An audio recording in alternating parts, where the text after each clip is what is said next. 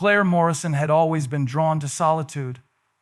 A quiet soul with a camera slung around her neck, she loved nothing more than photographing forgotten trails and fog-drenched forests. That summer in 2022, she planned what she called her reset trip. A solo hike through a stretch of the Appalachian Trail that snaked near Blood Mountain, Georgia. Her friends warned her about the area's unpredictable weather and vanishing cell service, but Claire just laughed it off. "I'll be fine," she told them. "It's just me and the woods for a few days." She packed her Canon camera, a tent, a week's worth of food, and left early one Saturday morning. The last security footage of her showed her buying fuel at a small gas station near the trailhead, humming to herself. Everything about that morning seemed perfectly ordinary, until it wasn't. By sunset that same day, the weather had turned. Locals recalled how the mountains were suddenly swallowed by a heavy, motionless fog, so thick that even headlights couldn't cut through it. Around 4:47 p.m., Claire texted her sister, "The woods are quiet today, like something's watching me." It was a simple text, but the tone was off, tense, almost uneasy. Her sister replied, but the message never delivered. That was the last anyone ever heard from her. When rangers later examined her phone records, the signal had cut off less than 3 minutes after that text was sent. Right in the middle of a dense, unmarked section of the trail that even experienced hikers avoided. The timestamp on her camera revealed she'd taken one last photo. A blurry shot of trees shrouded in fog and a faint dark figure standing between them. The next morning, a different group of hikers found her car still parked neatly at the trail entrance. Inside were her wallet, a half-empty water bottle, and her favorite hiking playlist still paused on her phone's Bluetooth screen. It was as if she had stepped out for a moment and never returned. Authorities began to suspect she'd wandered off the main path and gotten lost, but that didn't make sense. Claire was experienced, careful, and carried GPS gear. Even stranger, no footprints were ever found near her last known spot. No torn branches, no dropped items, not even a hint of a struggle. The forest floor was untouched. It was as though Claire had been erased, not taken, not lost, just gone. When news of Claire's disappearance broke, local search and rescue teams were deployed immediately. Within 24 hours, dozens of volunteers, park rangers, and even FBI field agents swarmed the area. Blood Mountain was known for its steep terrain and unpredictable fog banks. But nothing could have prepared them for the atmosphere that hung over the forest. The air was heavy, unnaturally still, as if the entire mountain was holding its breath. Search dogs picked up Claire's scent near a ridge about 3 miles from the trailhead, but suddenly lost it in the middle of an open clearing. No sign of direction change, no footprints, nothing. The dogs became restless, whining and refusing to move forward. One handler later claimed that the animals acted like something invisible was blocking their path. Despite the thick fog, teams pressed deeper, marking trees with orange ribbons, though many of those markers mysteriously vanished overnight, as if the forest itself was rearranging. After a week of fruitless searching, the operation started to feel cursed. Electronic gear began to malfunction. GPS devices shut off at random, radios filled with static, and compasses spun uncontrollably.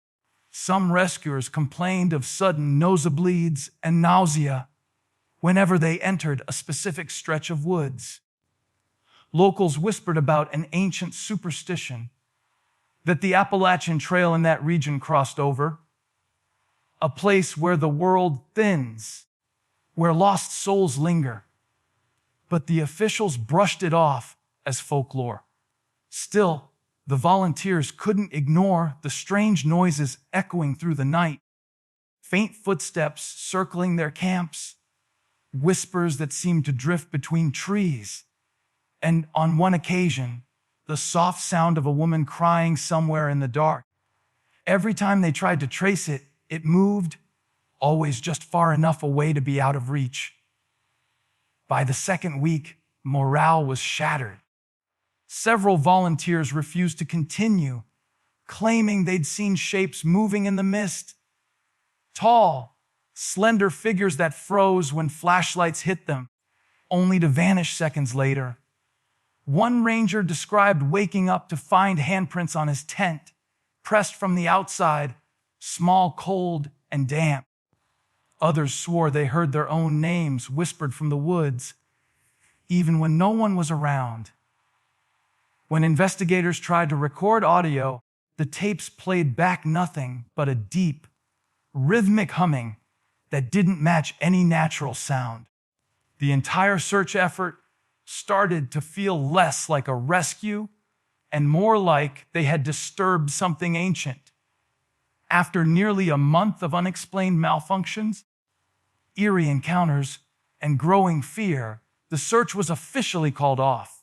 But even after the teams withdrew, people who camped near that section of the trail claimed they could still hear distant cries at night, as if the woods themselves were still searching for Claire.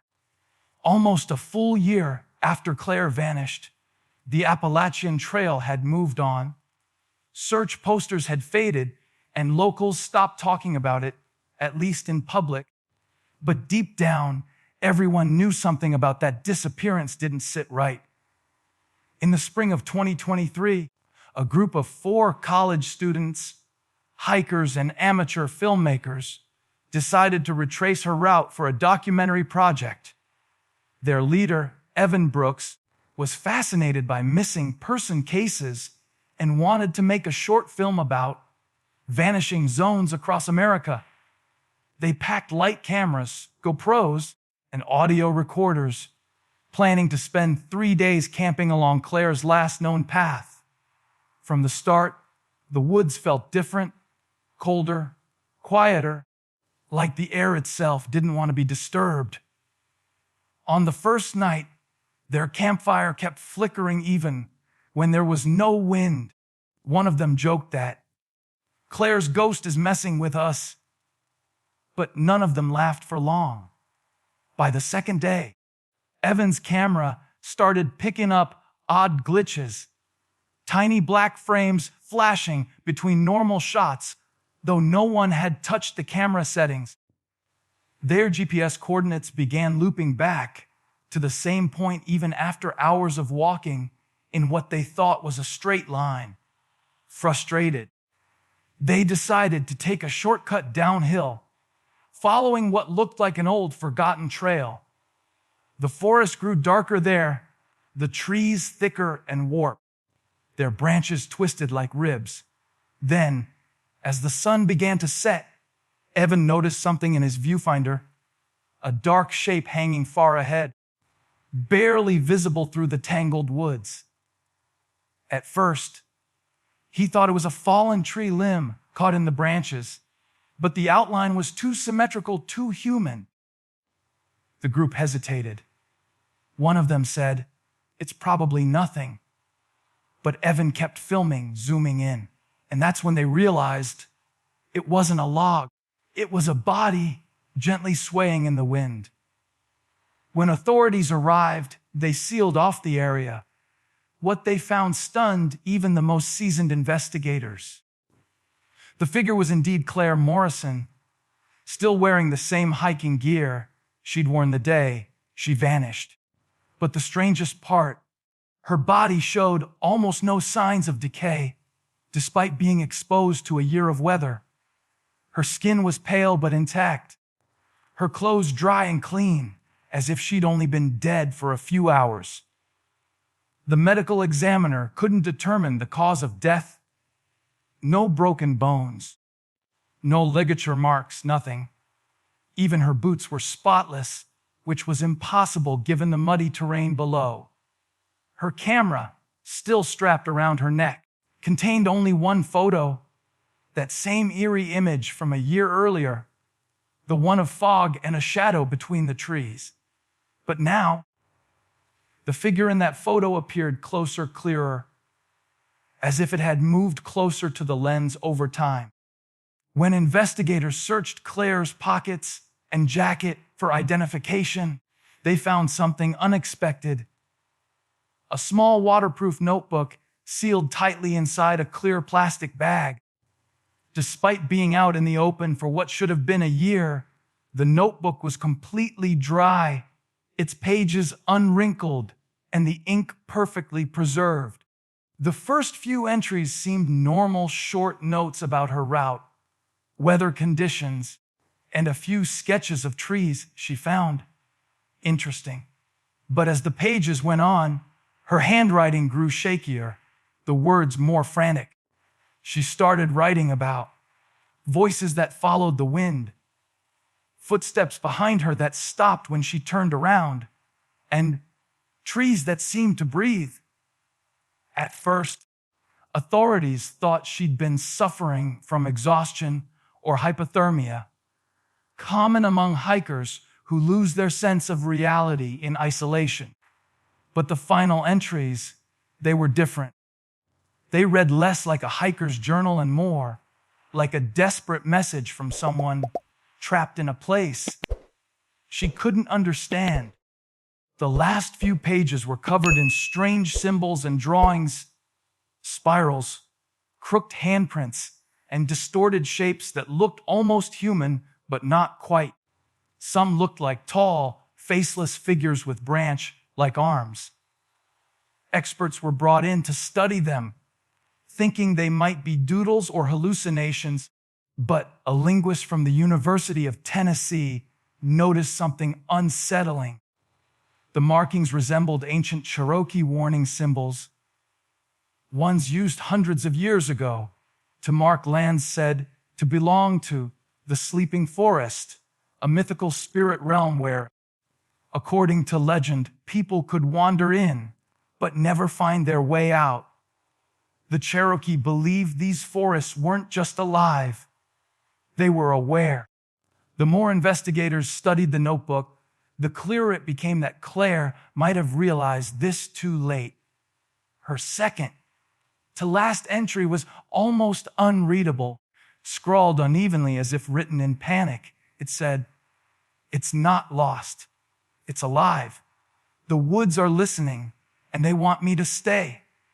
As chilling as that was, the final entry was what disturbed everyone the most. It wasn't written in words, just a series of smeared fingerprints pressed so hard into the paper that it tore in places. Under a forensic light, the prints revealed streaks of a dark reddish residue later confirmed not to be blood, but tree sap. Somehow, whatever Claire had touched, or whatever had touched her, left behind a mixture of human oils and organic resin, something no one could logically explain. Even creepier, the sap tested biologically active, almost as if it were still alive. The notebook was immediately sealed as evidence, but officers who handled it claimed they could still smell damp earth and pine needles, even days later. Like a piece of the forest had come back with it. One of the forensic techs quit the next morning, saying she'd heard whispers in her apartment that night. A soft female voice repeating a single phrase over and over, "It's not lost, it's waiting." A few weeks after the discovery of Claire's body and her cryptic journal, a specialized forensic team was sent back to the site for a follow-up investigation. They wanted to re-examine the surrounding area, soil samples, tree bark, and any sign of how her body might have remained preserved. But when they arrived, they found something no one could explain. The massive oak tree from which Claire's body had been hanging was now split perfectly down the middle, as if struck by lightning. The bark was scorched black, the air thick with the acrid scent of burnt wood. Yet there had been no storms reported in the region for over 10 days. Some branches were still smoking when they got there, even though the ground beneath was damp and untouched by fire. The investigators tried to collect pieces of the wood for analysis, but their equipment started malfunctioning again. Cameras refused to record, batteries drained instantly, and microphones picked up a faint, rhythmic static, a pattern almost resembling a human heartbeat. When they reviewed the footage from Evan Brooks' camera, the student who had discovered the body, they found something that hadn't been noticed before. Just seconds before the moment the group stumbled upon Claire, a faint movement appeared deep in the tree line behind them. At first, it looked like distortion, a glitch caused by fog or lens flare. But when the frame was enhanced, the outline of a figure became clear, tall, pale, with elongated limbs that seemed to blend with the trees around it. Its head tilted at an unnatural angle, and though it had no visible face, it appeared to be looking directly at the camera. The chilling part, the timestamp of that footage matched exactly with the moment Evan's group heard the distant snapping sound. The sound they'd later realize came from the swaying of Claire's hanging body. The footage was immediately seized by the authorities and classified, never made public. But Evan and his friends swore, before handing it over, that the figure seemed to move closer each time they played it back, frame by frame, as if whatever was out there didn't want to be seen, yet couldn't resist being noticed. Over the next few weeks, everyone connected to the investigation began experiencing strange disturbances. Evan reported waking up in the middle of the night to the sound of branches scraping his window, though he lived on the 4th floor of an apartment building. A ranger who had helped recover Claire's remains quit his job after claiming to see her face reflected in puddles whenever it rained. Even the lead detective, a hardened veteran with 30 years of service, refused to discuss the case afterward. He told a local reporter off record, "Something out there watches. It waits for people who walk alone." The Appalachian Trail section where Claire was found was officially closed for environmental restoration, but locals know the truth. It was because hikers kept reporting hearing the same thing, a faint woman's voice calling for help, echoing through the trees. And every time someone tries to follow it, they end up somewhere the trail map doesn't show. To this day, the mystery of Claire Morrison remains unsolved. Her death certificate lists the cause as undetermined. But those who've walked that part of the Appalachian Trail will tell you something out there knows exactly what happened. Rangers still refuse to patrol the area after sunset, and hikers who pass through say their GPS always flickers, their compasses never point north, and sometimes they catch a faint scent of smoke and pine sap in the air, just like the day that tree was split in half. Locals have their own theory. They say the forest isn't just a place, it's a presence. A living thing that listens, remembers, and sometimes takes back what enters its heart. They believe Claire didn't die there. She became part of it. That her voice, her memories, maybe even her spirit, were absorbed into the soil and roots. And if you're quiet enough, if you stand under the trees and really listen, you might still hear her whispering between the rustling leaves. It's alive and it's still hungry. So if you ever find yourself hiking the Appalachian Trail and you start to feel the forest watching you, don't ignore it. Don't stop. Don't look back, because some places aren't meant to be found, and once they find you, you never truly leave.